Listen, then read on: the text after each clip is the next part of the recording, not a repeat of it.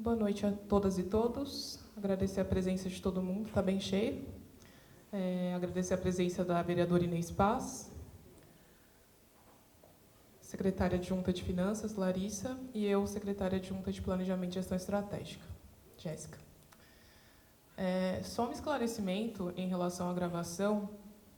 A gente não teve autorização do Tribunal Superior Eleitoral para transmitir a LDO ao vivo, o que acontece todos os anos.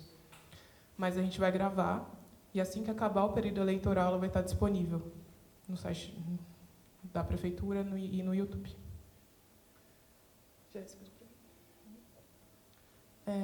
Bom, a gente vai iniciar hoje o processo de orçamento anual por meio da Lei de Diretriz Orçamentária, que é um instrumento de planejamento estipulado pela Constituição Federal, que inclui o Plano Plurianual, feito a cada 4 anos, a LDO e a Lei Orçamentária.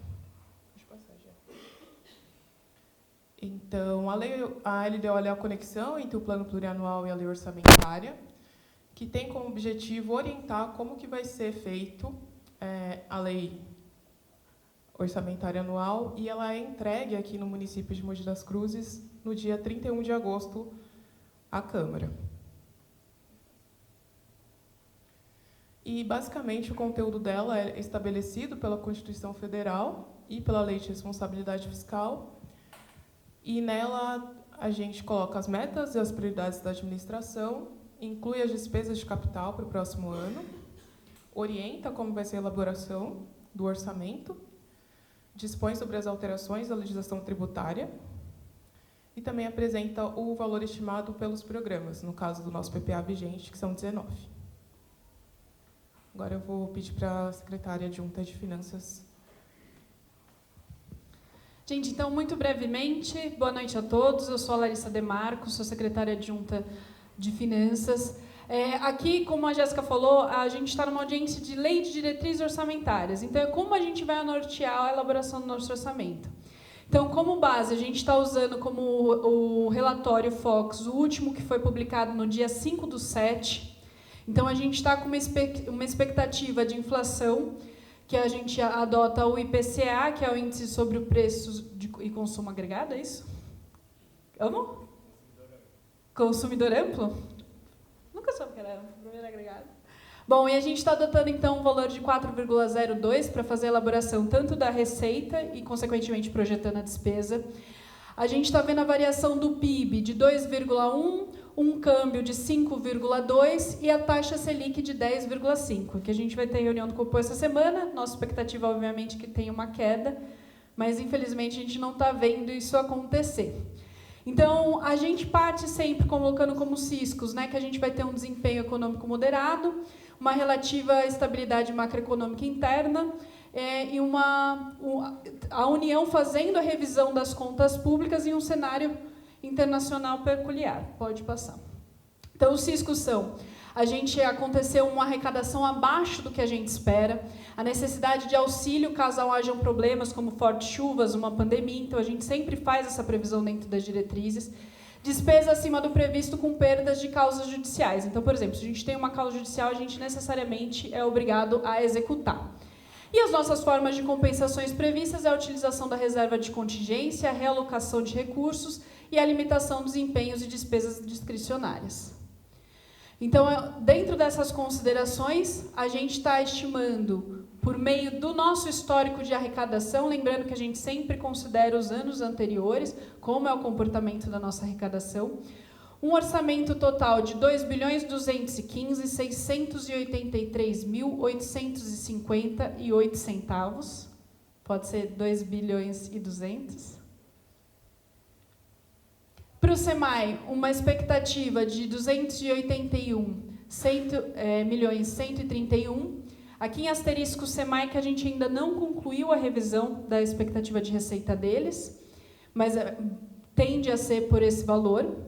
O IPREI de R$ 284.622.924,90.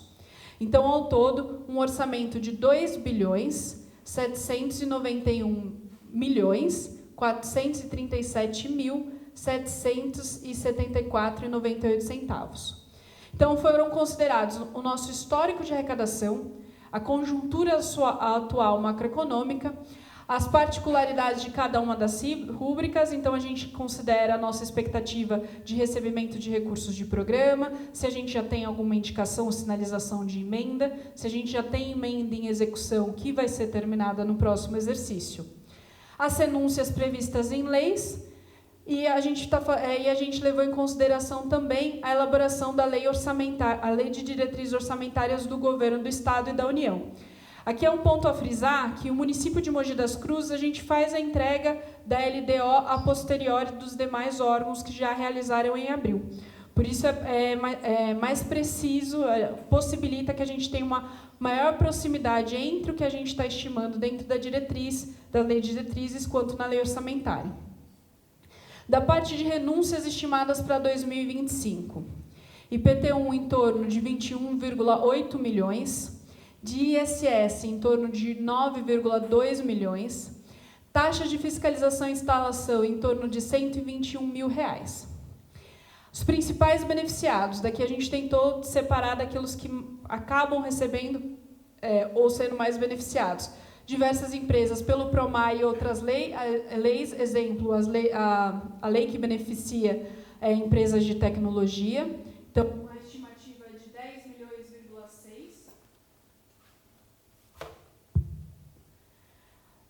Na parte da habitação, que é a construção de população de baixa renda, em torno de 5,2 milhões. Da cultura, através da Lei de Incentivo à Cultura. Na Lei de Incentivo à Cultura, 2 milhões. Na agropecuária, 1,7 milhões. Esporte, 1,1 milhão. Em templos religiosos, igrejas e afim, 800 mil. E no meio ambiente, 520 mil.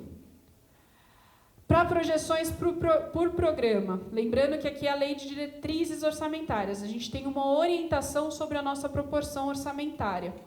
Na parte da educação, nossa, ficou bem pequeno. 17,6. Na parte da saúde, ficou 16,63. No aprimoramento da gestão pública, aqui é os nossos gastos com todos os servidores e a parte de modernização da administração pública, 14%. Saneamento ambiental, 14,8%. Na mobilidade urbana, 8,8%. Primeiros Passos, que é o programa voltado para a criança da primeira infância, 6,2%. Mogi Eficiente, 5,05%. Infraestrutura, 3,21%. A nossa reserva de contingência de 2,3%, o Poder Legislativo 1,6%, Segurança 1,6% também, Mogi Acolhedora, que é a parte da assistência social e acolhimento, 1,59%, Cidade Inteligente 1,07%, Nossa Terra 0,81%, redução da pobreza 0,77%, esporte 0,48%, emprego e renda 0,47%, cultura 0,34% e habitação 0,34%. Bom, dito isso, a gente vai passar agora para a fala de vocês e a contribuição. Aquelas pessoas que quiserem se manifestar, levanta a mão que a gente faz a inscrição. Como a gente tem bastante gente aqui, eu não sei se todo mundo vai querer falar, mas vamos tentar estabelecer uma fala mais ou menos de 1 minuto e meio, para todo mundo ter oportunidade. Eu vou subir a tela aqui, e quando vocês vierem falar, eu vou pedir para que vocês venham aqui na frente para ficar registrado, se limitar mais ou menos da onde eu estou e aonde está a intérprete de Libras.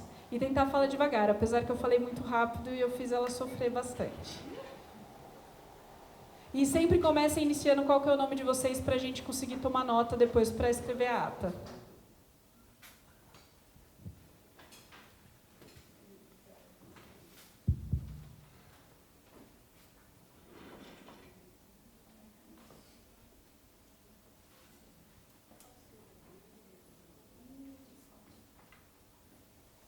Pode falar já?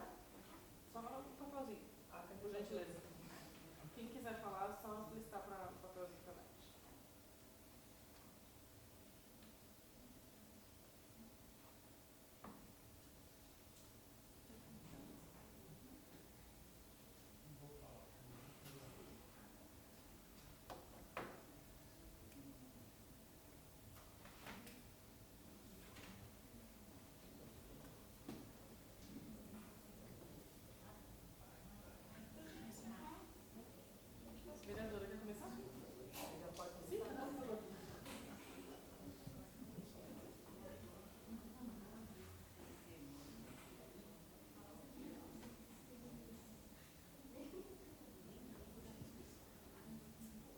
Bom, boa noite aí a todas, a todos. Boa noite aí à secretária Larissa e Jéssica. E aí parabenizar a participação aí da enfermagem, da psicologia, porque é muito importante realmente ter uma participação ativa. Mesmo que a gente sabe que algumas demandas que a gente coloca, seja na LDO, seja no PPA, seja na LOA, elas não foram contempladas, né? Porque eu sei que a psicologia e a enfermagem foi uma promessa de campanha do Caio Cunha, né? Então, está terminando o mandato dele e até agora não resolveu. Agora vai falar que não dá para resolver, mas tinha oportunidade. Então, primeiro é lamentar a forma da apresentação, porque eu participo de todas as audiências, seja da LDO, seja do PPA, quando, né, no ano de 2021, e sempre a gente não tem material. A crítica que eu fiz a essa gestão, disse, porque a gente está começando. Agora, a mesma coisa, a gente está fazendo a última audiência da LDO desse mandato e também a gente não tem o material. Então, apresento uma tela que você não consegue tomar nota até para você fazer a comparação. Então, a primeira questão é, esse material vai ficar disponível no site da Prefeitura a partir de quando? Essas planilhas que vocês colocaram aqui. Porque na próxima audiência, que vai ser na Câmara, eu quero fazer uns comparativos. Então, eu queria saber que momento que eu vou ter a disponibilidade dessa planilha. A segunda questão é a respeito, né? Porque quando você falou de segurança 1.6, eu queria saber se essa segurança, nesse 1.6 aí destinado na LDO, se está a questão de folha de pagamento, porque a Guarda Municipal teve um reenquadramento no ano passado, e os comentários, porque eu queria ver, porque os comentários que surgem é que vai ficar uma folha de pagamento muito alta e está sendo pensado em ser revista, né? Então queria saber se esse destino tem a ver com a folha de pagamento, nesse percentual que você colocou, e se o reenquadramento da GCM, que foi feito ano passado, se realmente está dando esse impacto colocado aí. Na questão aí da habitação, tá um percentual bastante pequeno, no meu ponto de vista.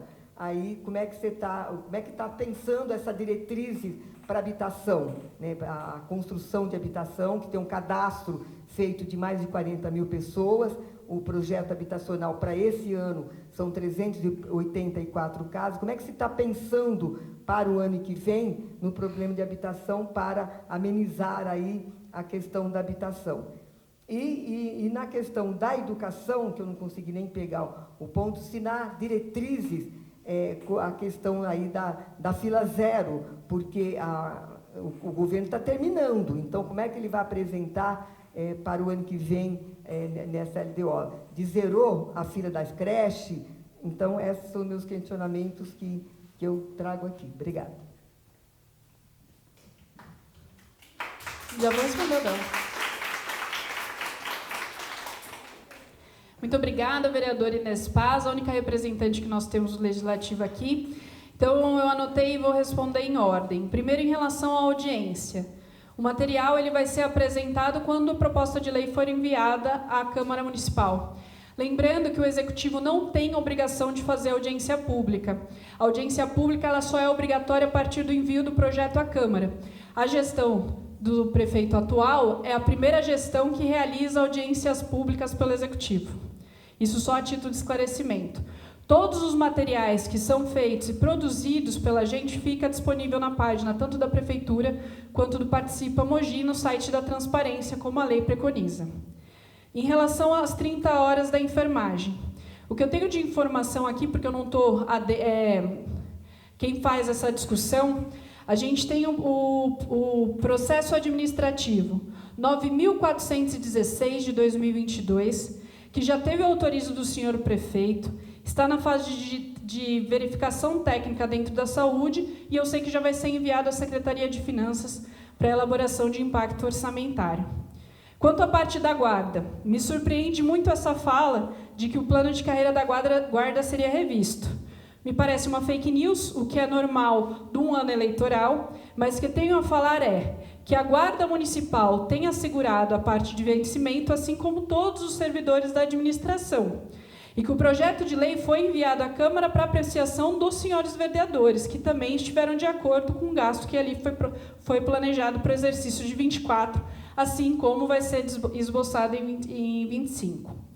Sobre as porcentagens, em relação tanto à segurança pública quanto à habitação, é importante destacar que a porcentagem ali está considerando todo o orçamento da administração pública, tanto do SEMAI, quanto o IPREM, quanto a Prefeitura. Então, obviamente, que você acaba tendo uma diminuição.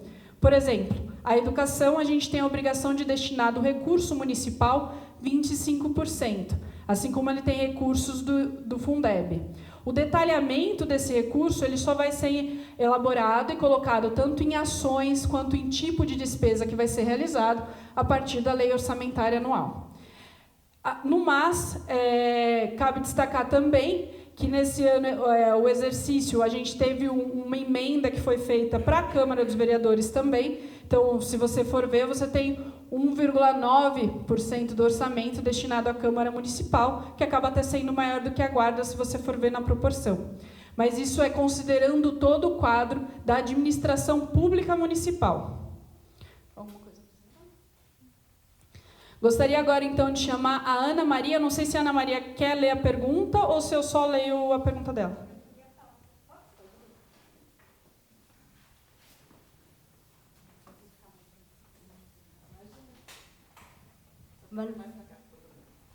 Boa noite a vocês. Meu nome é Ana Maria, sou psicóloga da rede de Mogi das Cruzes.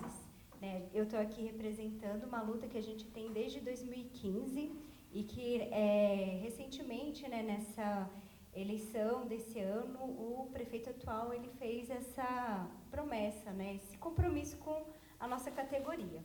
Então, assim, eu só queria trazer brevemente, assim, qual foi o nosso caminhar nessa gestão atual. Então, assim, a gente teve uma provocação a partir da Câmara Municipal com um dos vereadores para que mobilizasse, só que foi num período da pandemia. Então, a nossa resposta, ela foi fundamentada no momento político do antigo governo federal, que era impossível a gente calcular o impacto, entendendo que não era possível a gente haver nenhuma mobilização no sentido da diminuição de carga horária sem redução salarial. E, então, a gente não teve uma resposta nesse momento, e daí a gente ficou sem compreender o real impacto orçamentário, porque, no final das contas, a gente não teve resposta nenhuma. Então, o sentimento que eu tenho é que a gente foi marinado, a gente foi colocado em banho-maria. E, assim, eu posso estar muito enganada, e daí vocês, por favor, me corrijam, mas, assim, entrei para entender o número de profissionais de execução direta, de psicólogos que a gente tem, porque nós temos psicólogos na saúde, na assistência social e na educação. Então, nós somos um total de 64 profissionais, sendo que na educação, 18 profissionais, eles fazem a carga horária de 30 horas com um salário menor do que o nosso, que é de 40 horas, porque eles são outra categoria. Só que a gente entendendo que a gente quer a nossa redução de carga, mas com o mesmo salário, nos meus cálculos, qual seria a questão desse impacto financeiro? Seria pensando nessa diferença salarial entre os psicólogos da rede, da assistência social e da saúde, com esses que estão no departamento da educação, o cálculo seria assim, essa diferença que é mais ou menos 1.400, e que daí no final, contando um ano mais o 13º, seria menos de 500 mil, seria 443 mil reais, dentro desse contingente de profissionais que a gente tem, que hoje são de 64, que eu olhei conforme junho desse ano, Então, pensando assim, eu fico com uma dúvida, porque as pessoas talvez questionem, nossa, mas se não vai haver contratação de novos profissionais, a gente precisa de criação de cargos da saúde. Então, a gente não tem nem previsão de cargos na saúde de criação, talvez na assistência social, mas, assim, qual que vai ser o impacto real com relação a você ter um reajuste financeiro? Pensando que, com o número de profissionais que a gente tem na rede, a gente consegue manter o nosso trabalho, a gente consegue fazer esse revezamento, então não vai ter nenhum prejuízo para a população fazendo 30 horas. Então, assim, esse é o nosso questionamento. Porque, assim, então, o que a gente precisa apresentar, o quanto a gente precisa adoecer, o quanto precisa acontecer situações dentro dos nossos trabalhos para que essas 30 horas venham. Tá? Era isso. Muito obrigada.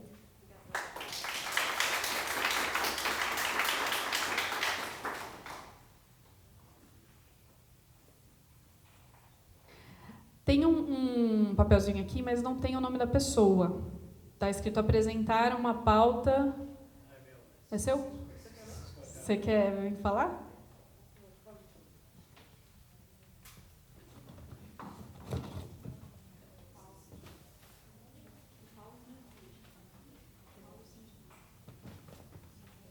Boa noite a todos. Boa noite, Larissa. Boa noite à mesa. Meu nome é Paulo, sou representante de servidores, presidente do Sindicato de Servidores de Mogi das Cruzes. O sindicato vai dar início em breve à coleta das pautas e reivindicações da Database 2025. Mas a gente precisava apresentar aqui, até para constar aí nas orientações orçamentárias, uma pauta aqui com 5 itens que a gente acredita ser de maior relevância para a nossa categoria. Tem muitas pautas importantes, mas acho que financeiramente essas aqui são as de maior relevância. Então, eu gostaria de ler aqui, que seria o quê? O nosso aumento salarial, né? O reajuste inflacionário e a reposição linear das perdas salariais. Garantir o aumento real, valorização acima da inflação de 3%, além da nossa revisão geral anual, que é o IPC, né? Que é o artigo 37, inciso 10º da Constituição Federal, e a reposição linear das perdas salariais dos servidores municipais de 5,64, aquele 5,64 que ficou perdido lá na pandemia e que a gente já discutiu com o prefeito, até por uma questão política, aí o servidor não conseguiu no momento da discussão. O outro item é o Vale-Refeição, a extensão desse benefício para toda a categoria. Hoje, alguns servidores recebem, como no serviço urbano, no SEMAI, operacional de algumas secretarias. Da mesma forma, o Vale Alimentação, que hoje é pago até o padrão 8A, a gente pede para que seja estendido para todos os servidores. Aqui também, que eu acho que vai impactar bastante no orçamento, que é a mudança do regime do servidor CLT para o Estatuto, levar todos os servidores regidos pela CLT, consolidação das leis trabalhistas, para o regime estatutário, que aconteceu recentemente. A prefeitura fez para a Guarda Municipal, todos aqueles que lá trabalham e eram regidos pela CLT, hoje estão regidos pelo Estatuto. Hoje, dados da própria gestão, tem quase 1.100 servidores ainda. Desses, a gente não sabe se todos conseguem, porque tem alguns requisitos aí, né, da emenda 19, mas o sindicato já protocolou na prefeitura, foi até um movimento que iniciou na saúde para fazer essa transposição de regime. Na verdade, a gente tem uma questão de leis que foi feita inconstitucional e a gente pede que o prefeito reveja isso e leve esses servidores para o Estatuto. E o último item aqui, pessoal, é o reenquadramento salarial. Garantir o reenquadramento dos servidores da Prefeitura e SEMAI, seguindo os critérios adotados pela Câmara Municipal, ao editar a Lei Ordinária 8.072, de abril de 2024, que alterou os níveis de vencimento dos seus servidores. Desta forma, garantir para os cargos de atribuições igual ou assemelhadas as mesmas vantagens, de acordo com o estabelecido no artigo 17, parágrafo 1º da Lei Orgânica do Município, que fala da isonomia. Então, a Câmara fez lá um reenquadramento, elevou bastante o salário lá de motorista, de todo o pessoal. Assim como a Prefeitura fez para alguns cargos aqui, engenheiro, fiscais. E eu acho que, se a nossa Lei Orgânica fala de isonomia, se eu tenho uma função, se eu desempenho uma atividade igual ao do colega lá da Câmara, igual ao do SEMAI, por que eu tenho que receber diferente dele? Então, se a Lei Orgânica do município já estabelece isso, por que criou essa diferenciação entre os servidores? Então, é o que a gente está pedindo para que a Prefeitura estenda para os outros servidores os mesmos valores de salário e que estejam, obviamente, aqueles que têm atribuições, né, do cargo. Então, esses são os pedidos, eu gostaria até de deixar registrado, protocolado aqui, que a Larissa receba, para depois a gente olhar lá, quando tiver apresentado, que não tem nenhum item desse aqui para o servidor, como a gente já participou de outras audiências e não constava nada. A gente espera que desta vez, Larissa, conste alguma coisa aqui para o servidor, porque o último ano nós só tivemos o índice de reposição. Além disso, mas nada além disso. Tá ok? Obrigado. Boa noite a todos.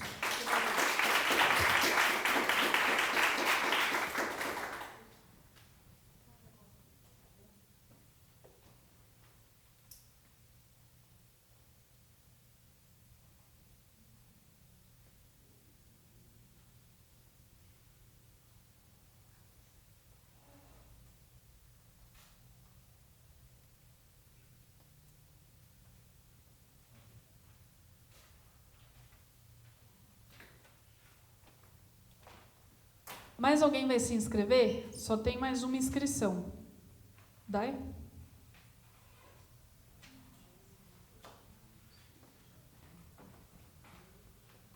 Boa noite a todos. Eu vim em nome da enfermagem falar um pouco também sobre a nossa trajetória. Nós, diferente da psicologia, nós iniciamos o nosso processo a partir do momento que teve liberação da questão do governo federal, que era do Bolsonaro, que proibiu as contratações. Foi emitido um ofício a partir do Departamento de Rede Básica, onde tem coordenadora de enfermagem, etc., com a solicitação, o pedido e o estudo e as justificativas. Isso veio para a Prefeitura, virou um processo no início de 2022.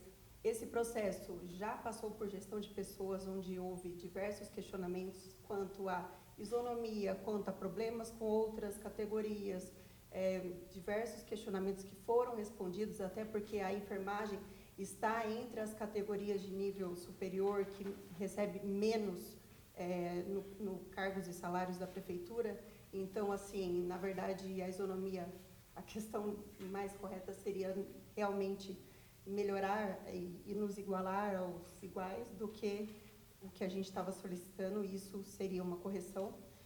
Também foi para a Procuradoria do município, posteriormente, houve os questionamentos da Procuradoria, também foram todos respondidos pela Secretaria de Saúde e pelo departamento responsável. Eu, na época, também fazia parte, a gente fazia parte de uma comissão que a gente participava, todos os enfermeiros fizeram os seus estudos, o dimensionamento de quadro, todos fizeram o cálculo de quanto precisava, porque isso é muito específico da categoria, cálculo próprio que o Corém preconiza. Então foi feito o cálculo de todas as unidades de saúde, isso gerou um número, desse número gerou uma tabela de cálculos de valores segundo todos os encargos e custos que gera um servidor, para gerar uma planilha final. Foi respondido tudo da Procuradoria e foi para Finanças. Aí foi para Finanças, a Finanças reviu o valor, etc. e tal, e depois disso a gente acabou não tendo mais conseguido acompanhar mais o processo, mas esse processo desse número que ela falou, 9.004 e tal, que vem desde 2022, começo de 2022 até agora. Uma outra coisa que eu gostaria de falar é que, assim, a enfermagem, ela também ajuda no orçamento da saúde. Porque, assim, o Previne Brasil, como foi falado na rádio, em vários lugares, nós tivemos um aumento de repasse do governo federal através do Previne Brasil, através do trabalho da enfermagem. Porque os indicadores do Previne Brasil são indicadores do trabalho da enfermagem. Então, é a coleta de Papa Nicolau, é o acompanhamento do hipertenso, do diabético, é a vacinação das crianças. Então, é o trabalho da enfermagem que acaba gerando um indicador melhor de saúde ou pior para o município e gerando mais verba ou menos verba para o município. Então, isso, a gente conseguiu uma elevação, foi até apresentado pela secretária, essa elevação que nós conseguimos. Então, quer dizer, a gente também participa de trazer verba para o município, a gente também colabora nas campanhas dengue, pandemia, Covid, e também a gente traz dinheiro para poder fazer parte disso tudo, e a gente gostaria muito que isso tudo que a gente caminhou desde 2022, percorrendo todo o processo da maneira mais correta possível e fazendo a nossa parte lá na ponta para que isso revertesse em verba também para o município, que se consolidasse nesse último ano, que a gente realmente está na reta final. Então, é só isso que eu queria deixar como minha palavra. Obrigada.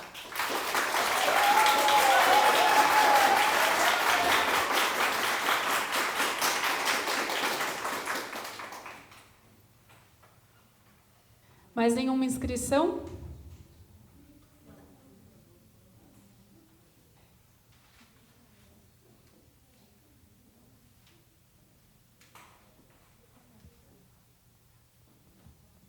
Boa noite a todos. Meu nome é Betânia, famosa Betânia Winkler, né? Que faz a distribuição das vacinas, então o povo já olha aqui para mim já. Quando a gente fala juntos pelo Covid, liga para a Betânia. Mas assim, cancelando essa parte, eu quero fazer uma pergunta pontual, tá? Porque assim, isso me gerou uma dúvida. Você comentou a respeito do número do processo, a respeito desse 30 horas que está aguardando uma avaliação técnica. A minha pergunta é, existe um prazo para que saia essa avaliação técnica, para que possa ser incluída já para o ano de 2025? A gente tem essa esperança de ter essa reversão e de 2025 a gente ter essas 30 horas ou isso não é possível? Se tem essa data, qual seria essa data? Essa é a minha pergunta. Obrigada.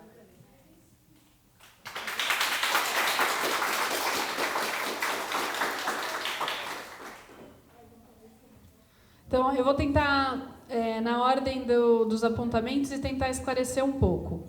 Em relação à Ana Maria, que ela fala sobre a questão da psicologia, aqui, nem eu nem a Jéssica, a gente ainda teve acesso a esse processo. Lembrando que eu estou na Secretaria de Finanças desde o dia 1º de março e a Jéssica, enquanto adjunta da CEPLAG, e na época que eu estava na CEPLAG, ainda não tinha passado por lá esse processo.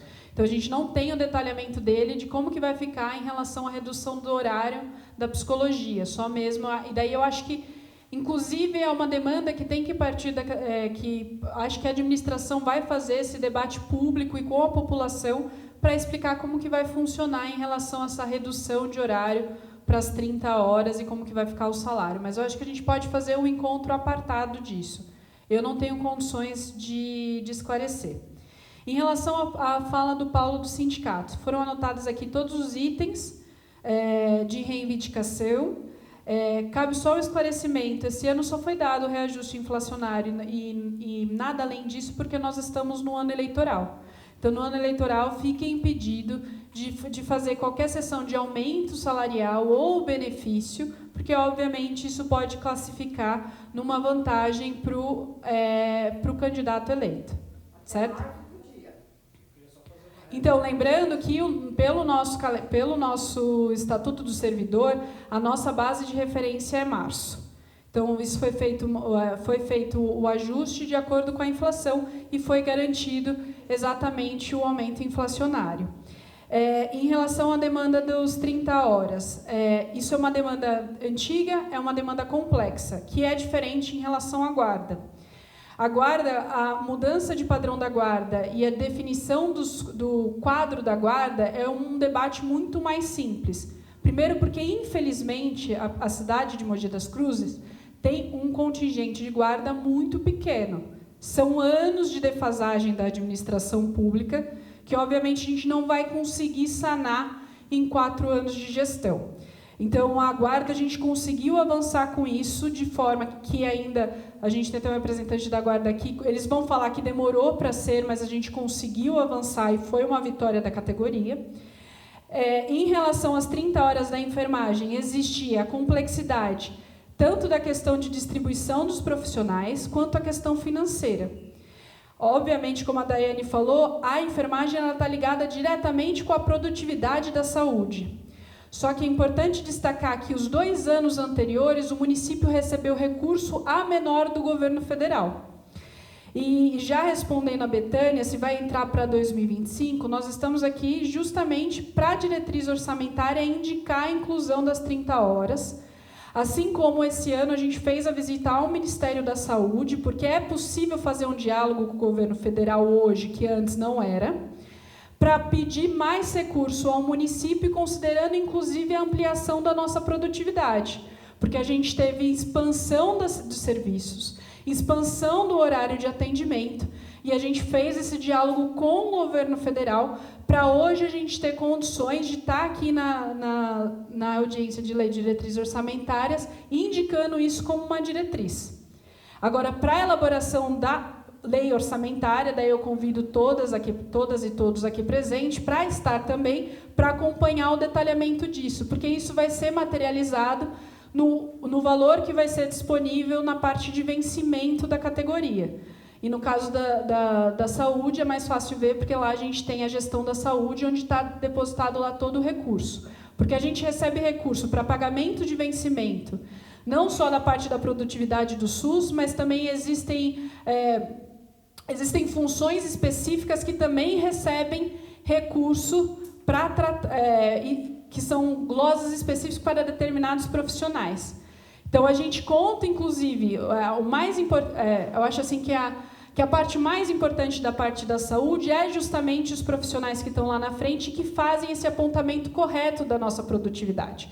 Porque se a gente não tivesse o apontamento correto da produtividade, a gente ganha a menos.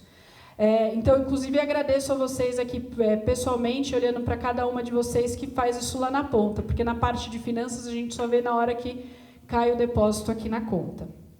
Então, Betânia, a gente vai fazer essa indicação na lei de diretrizes orçamentárias, vai estar incluído na elaboração da lei orçamentária. A Jéssica está aqui lembrando que a audiência da lei orçamentária anual, ela já está com data prevista para o dia 9/10, ou seja, posterior ao primeiro turno das eleições.